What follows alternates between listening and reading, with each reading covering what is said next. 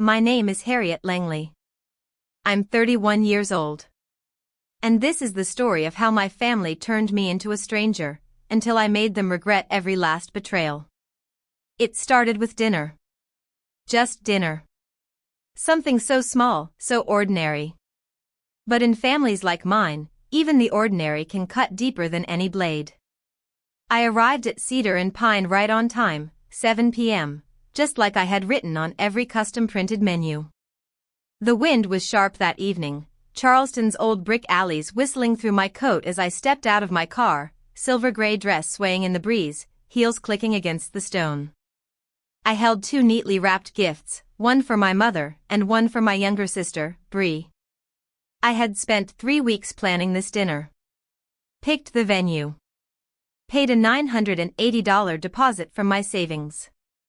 Had personalized menus printed for each guest, with small quotes under their names that I thought might make them smile. Mom liked baked cod, I had it specially arranged. Bree was a new vegetarian, so I made sure the chef could accommodate her. I wanted this to be perfect. But the parking lot was empty. No familiar red Jeep. No dented Toyota from Dad. No cousins. No laughter. Just the flickering neon sign and a silence so loud it swallowed me whole. I told myself not to jump to conclusions. Maybe they were already inside. Maybe someone took an Uber. I straightened my shoulders and walked in, heart thudding. "Hi, I'm Harriet Langley," I told the hostess. "I reserved the private room for tonight under Langley. 7 o'clock. She looked up, polite smile stiffening as she tapped at her tablet. Langley. Oh, yes. That group came in last night. 14 people. There was a birthday cake and name cards, right? I stared at her. No. That was supposed to be for tonight. She hesitated, then scrolled back through the log. I'm so sorry, but yes, it was last night. Friday. 6:30. My mouth went dry. That's impossible. I booked it for Saturday. She tilted the screen toward me. The reservation was changed to Friday 3 days ago. Same name, same group size. My hands felt like ice. I pulled out my phone and scrolled through the family group chat. Right there, still glowing on the screen, was the message from my mother, dated 2 weeks ago, Saturday, 7 p.m. Cedar and Pine. Can't wait to see you, Harriet. I called her. She picked up after 3 rings. Hi, sweetheart. What's going on? I swallowed hard. Where are you? A beat of silence. Then came her chuckle, that soft, manipulative kind of laugh she always used to sand down her sharpest words. Oh, the dinner was last night, honey. We thought you were busy, so we didn't want to pressure you. But don't worry, I saved you some baked cod. That's when I knew they had planned this. This wasn't a mistake. I hung up. No goodbyes. No explanations. She didn't call back. Neither did Bree. Not even Uncle Rich, who never missed an opportunity to ask for gas money. I sat alone in my car, 2 untouched gifts still beside me, fingers shaking not from the cold but from the surge of humiliation crashing over me. They had laughed, eaten, toasted, all at a table I paid for, without me. Later that night, I drove to Folly Beach and parked by the ocean. I sat there for hours, watching the black waves crash and roll, their fury reflecting my own. For so long, I'd accepted the quiet disrespect. I was the strong one, the one who never needed much, so they gave me nothing, not attention, not gratitude, not love. When Bree dropped out of her 3rd college program, I helped her pay for cosmetology school. When she couldn't afford a security deposit, I wired her $1,200. When she needed braces to look better for job interviews, I gave up my long-awaited vacation and paid for them. And when I once said no, I got a midnight call from Mom. What kind of sister are you? Family means love, not keeping score. But that night at Cedar and Pine changed everything. They hadn't simply forgotten me. They had replaced me, rebooked the dinner I paid for, changed the date without telling me, and sat at that table while I stood outside, still believing I mattered. The worst part? I wasn't surprised. Growing up, Mom used to joke to neighbors, "Harriet's so independent. I don't have to worry about her like I do Bree." I used to smile at that. I thought it meant she trusted me. But over time, I learned that independent meant invisible. It meant she'll figure it out on her own, we don't need to care. Every Mother's Day, I planned the party. Every birthday, I paid for the cake. Every emergency, I was the solution. I wasn't their daughter or sister, I was their insurance policy. But something broke that night. And for the first time in my life, I started making plans, not to help them, but to save myself. That was the beginning of my revenge. And none of them saw it coming. After that night at Cedar and Pine, I didn't speak to anyone in my family for almost 3 weeks. Not out of anger, no, that would have been too easy. What I felt was something far colder. It was clarity. The kind that doesn't come in loud, emotional outbursts, but in the quiet recognition that you've been playing the wrong role in your own life for far too long. I didn't tell anyone at work. I kept showing up at the firm, pitching designs, submitting client mock-ups. From the outside, I was still the same Harriet. But inside, everything had shifted. People always say betrayal feels like a knife in the back. But this didn't. It felt more like discovering you were never really at the table to begin with. That they'd been passing around plates and stories, laughter and secrets, and you were always just one room over, close enough to hear, but never to join. Then came the call from Mom. It was around 9:30 p.m., a Wednesday night. I was curled up on my sofa in Atlanta, watching a rerun of a baking competition just to keep my mind from spiraling. "Hi, honey," she said softly, like nothing had happened. "Bree's going through a hard time again. Do you think you could come down this weekend? Maybe talk to her?" Talk to her. The same sister who had laughed behind my back, called me emotionally cold, and helped orchestrate my exclusion from the dinner I planned. Still, that ancient guilt twisted in my gut. The part of me that always wanted to be the good daughter. The reliable one. I caved. I packed an overnight bag and drove down to Lexington. It rained the entire drive, but I didn't stop once. Just clenched the wheel tighter and let the windshield wipers do their frantic dance across the glass. When I arrived, Bree was wrapped in a blanket on the living room couch, scrolling through her phone with puffy eyes and not even pretending to acknowledge me. Mom hovered in the kitchen, voice chipper. "She's barely eaten anything. I thought maybe you could sit with her, remind her she's not alone."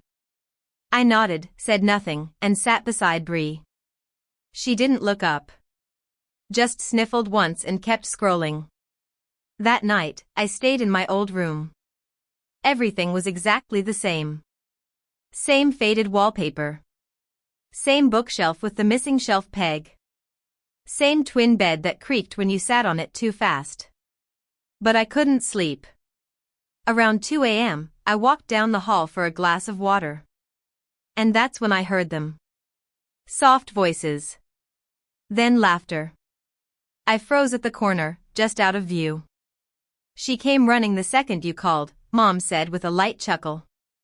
"Still easy to control." Bree laughed, voice dripping with disdain. "She's so desperate for approval, she clings to us like a puppy. Say something sharp and she comes crawling back." My hands tightened around the glass. I didn't move. I didn't breathe. Mom sighed. "It's just sad. All these years, still single, still working too hard. Women like that, they get cold." "I used to think," Bree added, her voice now lower, darker, "if she disappeared, no one would even notice until someone needed a check signed." I stood there for a long time after they left the room. My heart wasn't broken. It was bruised in a way that felt older than either of them realized. They weren't just mocking me in the moment, they were finally saying aloud what they had always believed. In the morning, Mom made pancakes like nothing happened. I ate in silence, then did the dishes like I always had. They vanished upstairs to chat about whatever nonsense they always seemed to prioritize over me. When I finished drying my hands, I stood at the kitchen mirror and looked myself dead in the eyes. That was the moment. The real moment everything changed. 3 days later, I messaged the family group chat. Friday. 7 p.m. My place. I need to talk to everyone. It's serious. No response for hours. Then a thumbs up from Mom. A red receipt from Bree. A smiley face from Uncle Rich. Not one asked what it was about. They just assumed it was another Harriet favor. Another Harriet rescue mission. They were wrong. That Friday, I didn't prepare tea or snacks. I didn't put on soft music or tidy up the apartment like I used to. Instead, I set 3 brown envelopes on the table, each one labeled Mom, Bree, Dad. Inside each was a detailed ledger. Receipts, bank transfer confirmations, screenshots of texts, and a printed spreadsheet summarizing every dollar I had ever spent for them over the last 6 years. Over $27,000. There were receipts for Bree's tuition. Copies of the lease I had co-signed. Even a printout of the Mother's Day invoice for that surprise party she never once thanked me for. And on top of each envelope, an itemized breakdown of the cedar and pine dinner. They arrived 10 minutes late. Mom was smiling. Dad looked like he'd rather be watching the news. Bree was in a hoodie, her hair tied up in a bun, gum-snapping as she walked in. Wow, Bree muttered as she picked up her envelope. Did you seriously make us receipts? I nodded. From now on, every act of help comes with documentation. Because kindness without respect is just currency to be exploited. Dad scoffed. So what is this?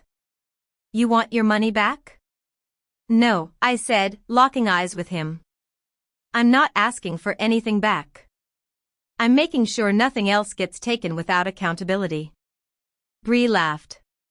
You're ridiculous, $2,300 for cosmetology school? I was 20. You actually kept that? I met her gaze. Yes. Because you promised to pay it back. And Mom said it was a loan. Mom fumbled, visibly thrown off. Harriet, you're being too sensitive. This wasn't a contract. We help each other. Out of love. No, I said, calm and cold. You help yourselves. And I absorb the debt. That's not love. That's convenience. I pulled out a small notebook, the same one where I had scribbled down every missed call, every overlooked milestone, every moment I'd swallowed the pain just to keep the peace. I read them one by one. No one congratulated me when I got my first job. I skipped my dream vacation to pay Bree's dental work. I was excluded from a dinner I paid for. And I've been called cold, heartless, selfish, not because I am, but because I finally said no. The room went silent. And for the first time in 31 years, I wasn't the background. I was the storm. Bree sat back in her chair, arms folded, a mocking smirk playing on her lips. You act like the world owes you something. I didn't blink. No, I said evenly. But I finally realized I don't owe you anything either. Mom's smile cracked at the edges. Sweetheart, this doesn't sound like you. You're not this cold. Cold? I repeated, quietly. You mean the word you used when you thought I couldn't hear you? Along with desperate, controlling, and the one where you said no one would notice if I disappeared? Her face paled. Bree's gum stopped popping. Dad looked away. They hadn't expected that. No one ever expects the quiet one to collect receipts. To remember word for word the things said behind a wall. But I did. Because the people who get hurt in silence? We remember everything. I took a deep breath and laid the final sheet of paper on the table. It was a summary. Neat, professional, brutal in its clarity. Total expenses paid on behalf of family, $27,046.92. Total reimbursed, $0. Total thank yous received, 3. Total apologies, 0. Total times used, countless. You think this is about money, I said. But it's not. It's about the fact that you've all treated my support like an inheritance you were entitled to. Except I'm still alive. And I'm done being bled dry. Dad exhaled. Jesus, Harriet, what do you want from us? Nothing, I said simply. I just want you to understand that the person you used to know, the one who always showed up, always paid, always said yes, she doesn't exist anymore. I stood up. You should all go. Harriet, Mom began. Go. They didn't argue. Not really. They shuffled out, quiet and sullen. Bree threw one last sarcastic glance over her shoulder before slamming the door. But it wasn't over. 3 days later, my phone rang. A number I didn't recognize. Hi, this is Alex from First River Bank. We're calling to verify a suspicious transaction on a credit card recently opened under your name. I sat up. I haven't opened a new card. The pause on the other end was long. Then, it was opened 3 weeks ago. Used recently for an online purchase of a tablet. Shipping address is 2424 Magnolia Drive. I froze. That was my mother's house. The next click in my mind wasn't anger. It was calculation. Cold, careful, surgical. I asked the bank for a full breakdown and hung up. Then I opened Instagram. And there it was. A post from Bree, a smiling selfie on a balcony, smoothie in one hand, brand new iPad in the other. Caption, new toy. New mindset. Let the glow up begin. I stared at the screen for a long time. No shame. No hiding. She flaunted it. Like I was too dumb to trace the breadcrumbs. But I wasn't dumb. I was done. That same afternoon, I filed a report with the Charleston Police Department. The officer listened carefully as I laid out the transactions, the fraudulent card, the screenshots, and yes, the message Bree had sent me just days before. Sis, I'm sorry. I used your info to sign up for that spa. Please don't be mad. I didn't know what else to do.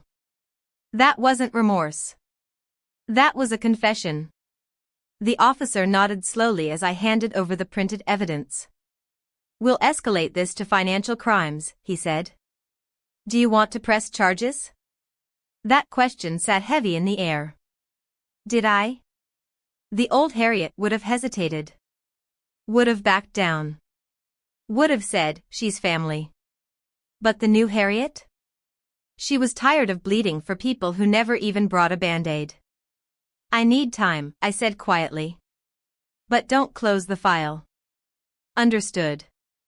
The next day, Mom called. Harriet, we need to talk. Bree's panicking. She said you misunderstood. I didn't misunderstand anything, I cut in. I understand perfectly. She committed fraud. She stole from me. And she bragged about it online. She's your sister. And I'm your daughter. But that's never stopped you from letting her take everything from me. Her voice cracked. Don't do this. Don't tear the family apart over a mistake. I laughed bitterly. The family's been broken for years, Mom. You just never noticed because I was the one patching the cracks. Then I hung up. I spent the next few days quietly, without posting on social media, without telling friends. I didn't want comfort. I didn't want anyone to say, I'm so sorry. I wanted to handle this on my own terms, not as the victim, but as the architect of my own ending. Then the detective called. Ms. Langley, he said. We've confirmed unauthorized use of your identity and credit. There's clear evidence. We can make an arrest if you choose to press charges. We'll also go to the listed address to take a statement from the suspect. I sat on my sofa, sunlight pooling through the window onto my bare feet. The apartment was still. My heartbeat wasn't. What happens if I don't press charges? I asked. We keep the file open. If it happens again, we act immediately. But unless you press charges now, we can't intervene further. I stared out the window. Bree, curled up on that couch like a wounded child. Mom, arms always open for her and closed for me. The family that always told me I was being too much for simply asking to be seen. Then I remembered something Bree had said in that Instagram post, new mindset. Well, so did I. I'm not pressing charges, I said. But I want the record to stay open. The detective agreed. 60 days. After I hung up, I stared at my phone. One voicemail. From Mom. I hit play. Her voice was shaky. Harriet, please. Don't do this. Bree didn't mean it. If you still care about this family, come home. Let's talk. Please. And for once, I didn't feel guilt. I felt power. They weren't calling to guilt me anymore. They were calling to beg. And that, more than anything, told me I had finally shifted the balance. They had taken from me my dignity, my peace, my presence. But they weren't prepared for the day I'd take it all back, one line of credit, one brown envelope, one cold silence at a time. 2 days after I heard Mom's voicemail, I drove back to Lexington. Not because I was second-guessing. Not because I was forgiving. I went because I wanted them to look me in the eye while I peeled back the final layer of their delusion. No more quiet Harriet. No more emotional accountant keeping her ledger in silence. This time, I brought proof. And consequences. I didn't pack a bag. Didn't even bother with makeup. I wore jeans, a black coat, and a pair of boots I'd bought during a winter sale 2 years ago, back when I still sent part of every bonus home to help get Bree on her feet. All I carried was a folder. Inside, the case file. Screenshots. Bank records. And her confession. When I pulled up to the cream-colored house on Magnolia Drive, the porch light was already on. Mom opened the door before I even knocked, as if she'd been waiting, hopeful, maybe, that I'd come to make peace. I wasn't there for peace. Come in, sweetheart, she said, her voice tight with forced warmth. I made some tea. I walked past her without a word. The house smelled like cinnamon and furniture polish, like it always did before a family event. Funny. They never polished things for me when I visited. Only when company came. Bree was curled on the couch. No blanket this time, no mascara-streaked tears. She looked up, her eyes red but dry. Dad sat farther back, in his favorite armchair, silent and stone-faced. I didn't sit. I placed the folder on the coffee table. So, I said. Who wants to start? No one spoke. Bree blinked, her voice barely a whisper. I didn't mean to. I swear, Harriet. I was overwhelmed. I didn't think you'd find out. I tilted my head.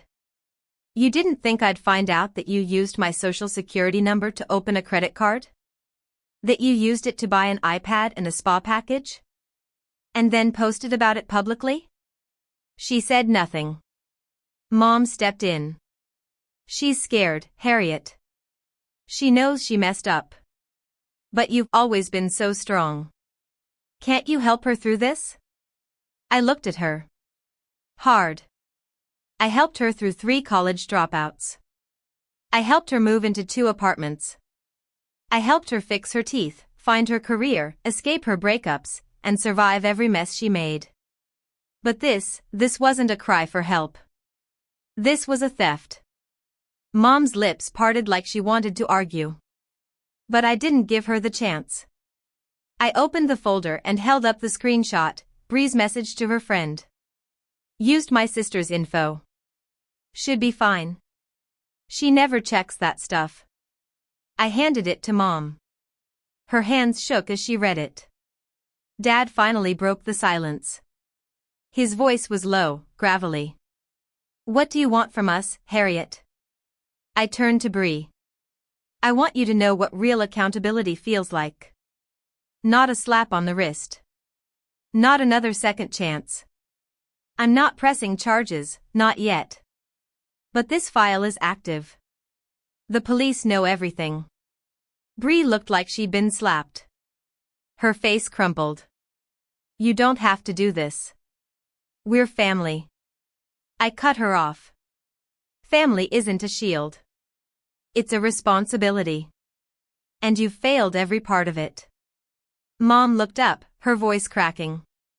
You're tearing this family apart. I laughed, not loudly, but bitterly. No. I'm just not holding it together for you anymore. They sat in stunned silence as I packed the folder back into my bag.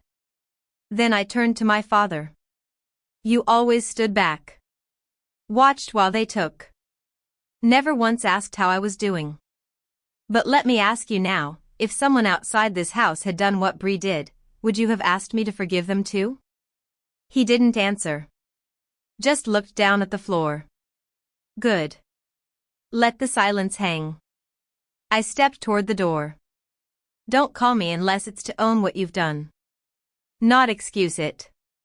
Not minimize it. Not wrap it in we didn't mean to. Before I left, I turned back one last time. And if Bree tries this again, if I find my name on another account, another charge, another lie, I will press charges. I won't hesitate. I left them there, stunned and stiff in that living room that once held so many forced smiles and hollow hugs. It wasn't just about the money. It was about the way they saw me, an eternal provider. A silent donor. A ghost with a checkbook. But I wasn't that anymore. I drove home to Charleston with the windows cracked, the night air biting but fresh. No music. No thoughts, really. Just the quiet thrill of standing up, finally, after a lifetime of kneeling. The next morning, I woke up at 6 a.m. and brewed my coffee like always. But this time, I opened my laptop and booked a one-way flight to Asheville, North Carolina. No announcement. No dramatic goodbye. Just the beginning of something new. I gave notice at my job. Finished my design projects. Packed my essentials. And then I vanished.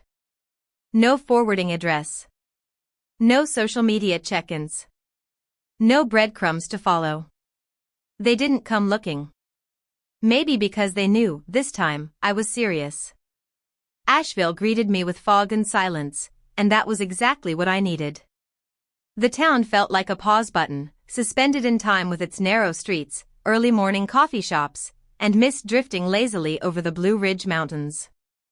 I rented a modest apartment just outside the city, old wood floors, chipped cabinets, a narrow balcony that overlooked a line of pines. It wasn't fancy. It wasn't loud. But it was mine. No one knew I was here. Not Mom. Not Bree. Not Dad.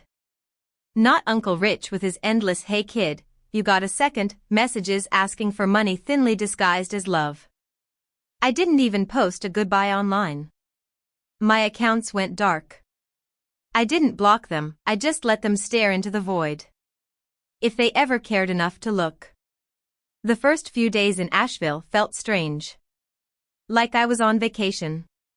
Like I would wake up and be back in Atlanta, back at the firm, back to weekly texts from Bree saying, "Hey sis, quick favor?" But then a week passed. Then 2. Then a month. And I didn't miss them. Not once. I started freelancing, small design jobs for local cafes and boutiques. Logos, menus, websites. The money wasn't huge, but it was mine. And more importantly, the people I worked with respected me. Paid on time. Said thank you. No one implied I owed them extra just for existing. One morning, while watering the potted lavender on my balcony, I heard my phone buzz. A yellow envelope sat on the welcome mat. No return address. Just my name written in careful, slanted handwriting. Inside, a handwritten note and a check for $400. My cousin Ryan. The quiet one. The one who always sat near the edges of family dinners, listening while others talked over each other. He had been there that night at Cedar and Pine. Had watched me be erased. His note was brief. Harriet. I know things went too far. I saw it all. I stayed quiet because I didn't know what to say. But I'm sorry I didn't speak up. This isn't about money, it's about what's right. Thank you for doing what the rest of us never had the courage to. I held the paper for a long time. It wasn't the check. It was the acknowledgement. The quiet recognition that I hadn't imagined it. That someone else saw it, the way I was treated, the way I was used, the way I disappeared and no one flinched. I didn't cry. But something cracked open inside me. Like all the years of being unseen had finally caught up with me, and then, just as suddenly, floated away. One morning in March, I was walking through the woods near my new home when I came across an elderly woman trying to find the parking lot. She looked tired but not distressed. I offered to walk with her. She asked me where I was from. I paused. I used to live in Atlanta, I said. But now I'm here. She smiled. You seem peaceful. Have you lived here long? I smiled back, feeling the answer bloom in my chest. No. But I found peace not long ago. And I'm holding on to it now. And I was. For the first time in years, I was living for myself. No guilt. No late-night texts asking for bailouts. No family dinners that doubled as performance reviews. Just books, warm coffee, client calls, walks in the woods, and silence that felt healing instead of hostile. I stopped waiting for their apologies. I stopped hoping they'd suddenly understand how much they'd drained me. Because I didn't need it anymore. Their acknowledgement no longer defined my worth. Peace did. And every day that passed in that small apartment, every sunrise over those soft mountains, every letter I didn't send, it was a declaration. You don't get to write my story anymore. Spring arrived quietly in Asheville. The cherry blossoms outside my window began to bloom, their petals catching in the breeze like confetti from a celebration no one had been invited to. Except me. This life, this quiet, intentional, solitary life, was the party I had finally thrown for myself. And it didn't cost me my dignity. I worked in the mornings, brewed coffee by hand, and walked into town in the evenings. The locals knew me only by my first name. Nobody asked about my family. Nobody expected anything from me that I wasn't willing to give.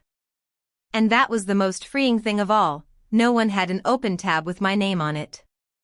Then one day in early April, I got a call from an old friend I hadn't spoken to since college. We caught up briefly, laughed about the past, swapped career updates, and then she asked casually, "Isn't your sister working at that cosmetic store in Greenville now?" I saw someone who looked like her. She seemed quiet. I didn't answer right away. Not because I was shocked. But because something inside me realized I didn't care. I didn't confirm. I didn't deny. Bree was no longer a character in my daily story. She was just a footnote in a chapter I'd finished and closed. Later that week, I received another piece of mail. No envelope this time, just a postcard, folded and worn. It was from Mom. The front had a painting of a chapel. The back was messy with hurried handwriting. Harriet. I hope you're well. Bree's still struggling. Dad's been quiet lately. I miss hearing your voice. I know you're probably angry. But you're still my daughter. Love. Mom. There was no address for return mail. No phone number.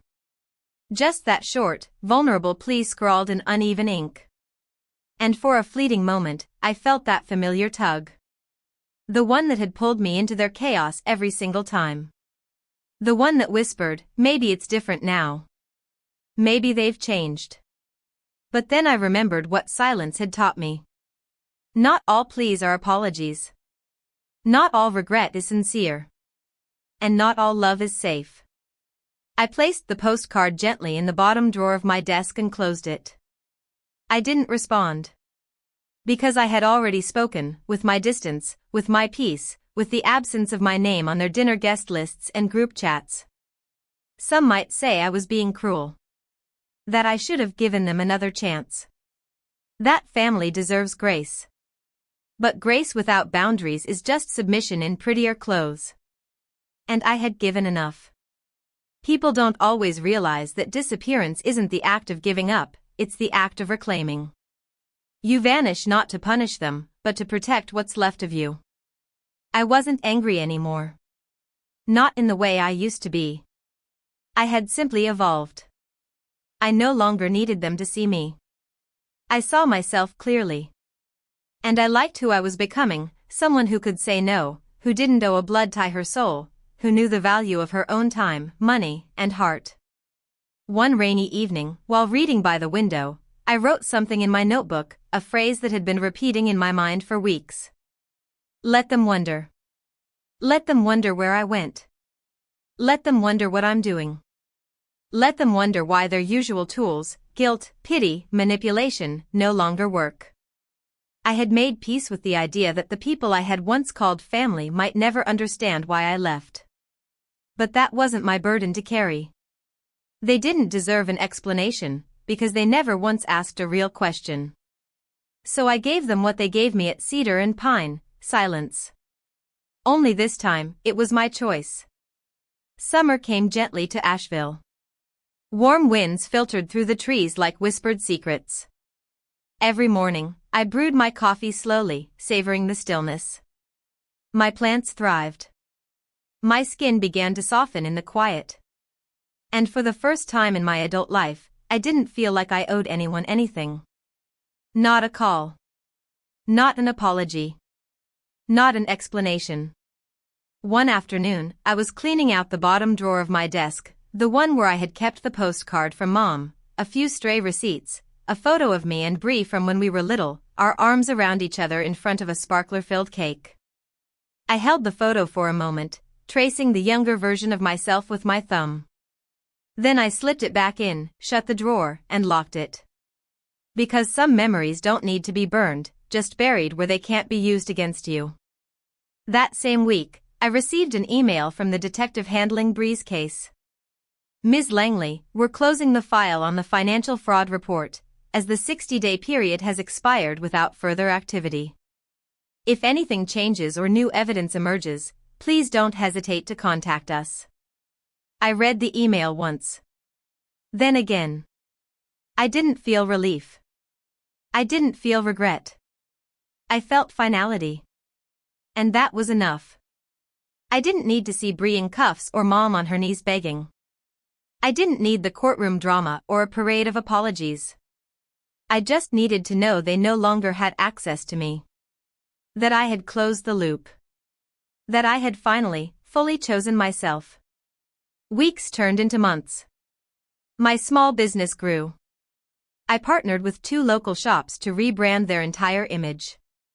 My designs were starting to gain traction, and I was even invited to speak at a regional creative summit. When I walked on stage, introducing myself to the crowd of fellow freelancers and small business owners, I said it without hesitation. My name is Harriet Langley. I'm a designer based in Asheville. I specialize in identity work. And for the first time, that sentence held its full weight. I specialize in identity work. Because I had reclaimed mine. Not just professionally, personally. Emotionally. Spiritually. The woman I used to be, the one who said yes through gritted teeth, who made sacrifices wrapped in silence, who waited for love like a dog waiting by the door, she didn't live here anymore. She left the night no one showed up to the dinner she paid for. And the woman who replaced her? She's stronger. Softer. Smarter. Unapologetic. She no longer writes checks for people who mock her behind her back. She no longer bends until she breaks just to make others comfortable. She no longer shows up for people who vanish when she needs them most. One evening, sitting on my balcony, watching the sun drip behind the mountains like warm honey, I thought about what might happen if they called again. If Mom wrote another letter. If Bree sent another teary apology. And I knew I would not answer. Because peace isn't something you protect with gates. It's something you protect with boundaries. It's not about keeping others out, it's about keeping yourself in. In integrity. In balance. In control. I didn't disappear to be mysterious. I disappeared to be whole. I wasn't punishing them. I was preserving me. So now, when people ask about my family, I tell them the truth, just not all of it. I don't really stay in touch anymore. Sometimes distance is the healthiest thing. Most people nod, maybe offer a sympathetic smile. But every once in a while, someone really hears it. Because they've done it too. Because they know what it's like to love people who only love the version of you that serves them best. Because they've learned that peace is not the absence of conflict, it's the absence of exploitation. So here I am. Harriet Langley. Daughter. Sister. Former fixer. Now, woman. Whole. Free. And if you're reading this, if you've ever been used, erased, expected to carry everyone without a thank you, I want you to know something. You are not cruel for choosing yourself. You are not heartless for closing a door that was only ever open to take from you. You are not wrong for walking away when staying means losing your soul. Some people will never understand why you left. Let them wonder. Because sometimes, the best revenge is not a loud declaration, it's the quiet, unshakable piece of a life they no longer get to touch. Harriet's story is a powerful reminder that not every betrayal needs to be avenged in court or through confrontation. Sometimes, the most radical form of revenge is disappearance, choosing yourself over a lifetime of sacrifice that no one acknowledged. Walking away without a word, and never looking back. What would you do if you were Harriet? Would you have the strength to walk away from the only family you've ever known, just to find peace? Share your thoughts in the comments. And don't forget to subscribe to Revenge Echoes, where every story speaks louder than revenge.